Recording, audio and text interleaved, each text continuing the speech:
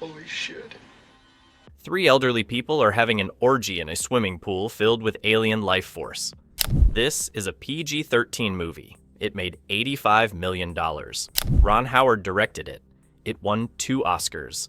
This is Cocoon, the movie where Steve Guttenberg watches senior citizens steal energy from ancient aliens, then helps those aliens retrieve their cocooned friends from the ocean floor, while Don Ameche does backflips. I'm not making any of this up. In 1985, Hollywood was desperate for the next E.T. Every studio wanted their Spielberg money.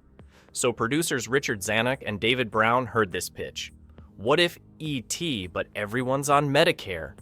And they said yes. They mortgaged their houses.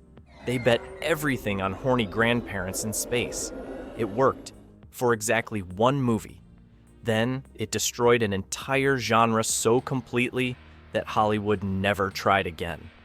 This is the movie that gave your grandparents unrealistic expectations about retirement homes, where breaking into private property makes you younger, where aliens look like glowing mannequins, but Brian Dennehy in a human suit, where the choice between mortality and space travel is treated like picking a retirement community. The weirdest part? This was supposed to launch a franchise. There were Cocoon action figures. Cocoon action figures. Let me explain how this happened. The Ron Howard betting it all. In 1985, Ron Howard was nobody's idea of a science fiction director. He'd done Night Shift and Splash. Comedy was his thing. Opie didn't do aliens. But Howard read this script about old people and swimming pools and space and decided to bet everything on it. The Zanuck Company was betting harder. Richard Zanuck and David Brown mortgaged their entire production company on this movie. They'd produced Jaws and The Sting, but the 80s were killing them. They needed a hit. Their solution? E.T., but Medicare eligible. 20th Century Fox heard the pitch. Elderly people find an alien-charged swimming pool that makes them young. Steve Guttenberg is there. They maybe go to space at the end. Fox executives, high on E.T. money everyone was chasing, greenlit it immediately. Nobody asked what Antareans were. Nobody questioned why aliens stored life force in pools. Nobody wondered if audiences wanted to see octogenarians implied naked. The Spielberg shadow loomed over everything. Every studio wanted their suburban mysticism blockbuster. Close Encounters made aliens profitable. E.T. made them huggable. Cocoon would make them therapeutic? For old people? Sure, why not? Howard hired actual retirement home residents as extras. One died during filming. They kept shooting. The movie about immortality had a body count before it even released. The absolutely unhinged plot aliens, called Antareans, are storing their cocooned friends in the ocean. They've been there for 10,000 years. Now, they're back to collect them. They rent a house with a pool in Florida. They fill the pool with life force to prep their cocoons. This is treated as completely normal. 3 elderly couples break into this pool regularly. They think it's just a nice pool. They swim in alien life force. It makes them young. Not just energetic, actually young. Their cells regenerate. Their cancers disappear. Steve Guttenberg plays a charter boat captain who discovers the aliens. His reaction to finding ancient extraterrestrials? Cool. Need help? He watches senior citizens steal alien energy and decides to become their accomplice. This is our hero. The Antareans look like glowing mannequins under human skins. When they reveal themselves, they're basically humanoid light bulbs. This effect cost $4 million. It looks like 4,000. Nobody cared. The stakes? If the elderly people keep stealing life force, the cocooned aliens will die. The solution: take the old people to space where they'll live forever. This is presented as a reasonable resolution. Walter, the nursing home resident, refuses immortality and dies on screen.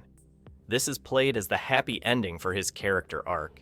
He chose death over space. The movie agrees with him. Don Ameche was 77 years old, hadn't had a hit in 20 years, and was teaching drama in Phoenix when they called him. He read the script, saw the breakdancing scene and said yes immediately. He did his own breakdancing, no stunt double, won an Oscar for it. This actually happened. Wilford Brimley was 50, playing 75. He'd become the face of elderly America despite being younger than Tom Cruise is now.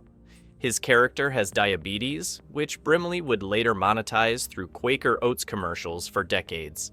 He delivered the line, "We'll never get sick, we'll never get old, and we'll never die," with complete sincerity. America believed him. Hume Cronin and Jessica Tandy played a married couple dealing with cancer. Tandy's character is dying. The pool cures her. They would immediately get typecast as elderly people who meet magical things and make batteries not included too. Years later, Brian Dennehy played the friendly alien leader, 6'3" of Midwestern dad energy pretending to be from another galaxy. He made it work through sheer conviction. When he takes off his human skin to reveal he's a glowing special effect, Dennehy acts like this is Shakespeare. Steve Guttenberg was at peak Guttenberg, post-Police Academy, pre-irrelevance. His entire character is young guy who owns a boat and helps. That's it. That's the character. He watches senior citizens commit alien theft and decides to help because they seem nice. The pool scenes changed everything. These aren't just old people swimming. They're old people discovering their bodies work again. The camera doesn't cut away. We watch Donna Metch realize he has an erection in a PG-13 movie. The morning after scenes are even more explicit.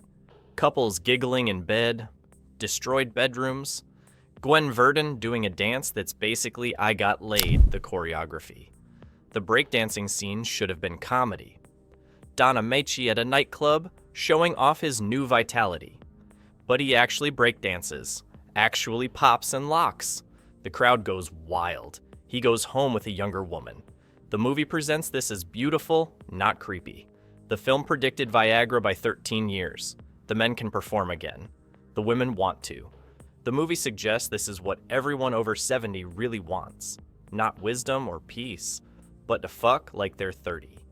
The MPAA watched all of this and gave it PG-13, the same rating as Temple of Doom. Apparently, elderly people thrusting is less traumatic than pulling hearts from chests. Every single Amblin entertainment trick is here. Lens flares when characters feel wonder. Push-ins on faces discovering magic. Suburban locations hiding cosmic significance. The government as bumbling antagonist rather than real threat. James Horner doing his absolute best John Williams impression. It's all here, perfectly executed, completely hollow. The wonder shots are mathematically precise. When the elderly first feel young, the camera pulls back as they rise from the pool, backlit by setting sun, arms spread like resurrection. When the Antarians reveal themselves, it's through fingers spreading light across amazed faces. Every emotional beat has its perfect visual companion, but it's too perfect, too calculated.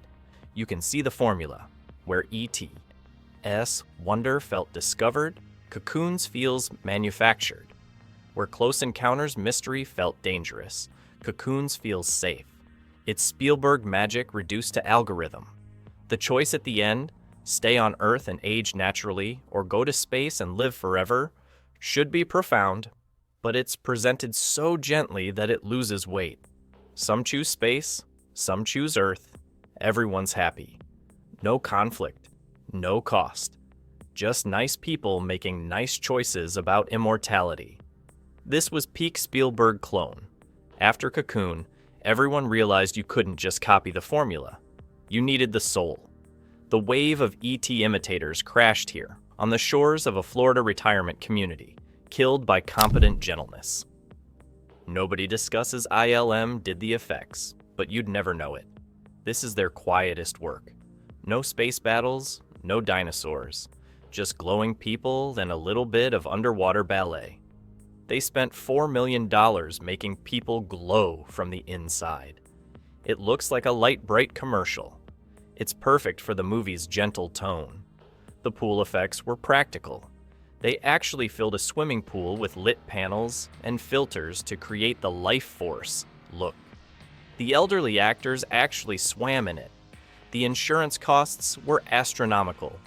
Donna Meche doing backflips in an electrically rigged pool at 77 years old. Nobody would allow this today. They shot in real St. Petersburg retirement communities. Actual residents kept wandering into shots. Instead of clearing them, Howard incorporated them. The background extras in the shuffleboard scenes, real retirees who thought they were just having a normal Tuesday. The underwater photography required new techniques. Old bodies don't move like young bodies, even when enhanced by alien energy. They had to create new rigs to make septuagenarians look graceful underwater. The solution involved hidden supports and selective editing. Every pool scene is a technical miracle of making aging bodies look transcendent. The Antarian cocoons were fiberglass shells with actors inside.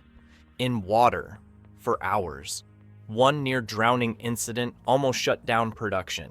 They kept filming. The cocoons stayed in the water. For exactly 1 year, Hollywood believed old people were the future. Cocoon made $85 million domestic. Studios immediately greenlit every elderly people meet magic script. Batteries not included. Harry and the Hendersons somehow.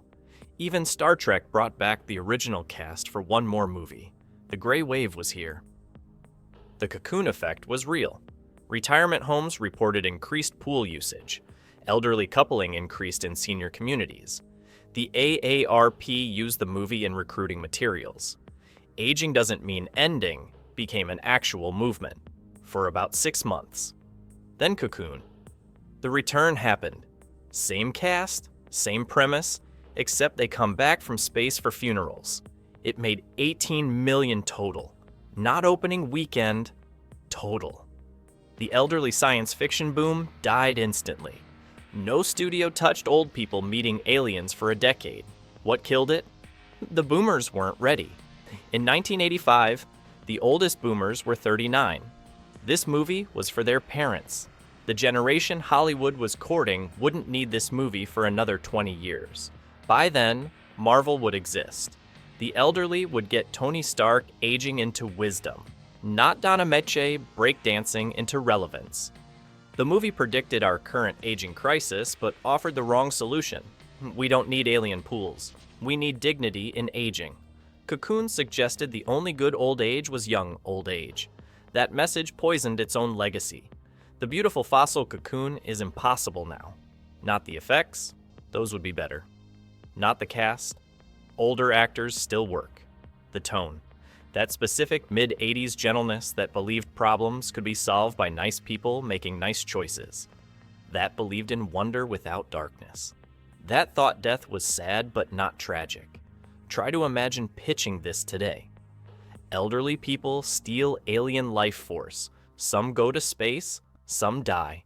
Everyone's basically happy about it. Netflix would add murder. Apple would add trauma. HBO would make it about dementia. Nobody would let it be gentle. The movie exists as a perfect fossil of when Hollywood believed in pure sincerity. When you could make a film about death and immortality without irony. When breakdancing grandpas could win Oscars.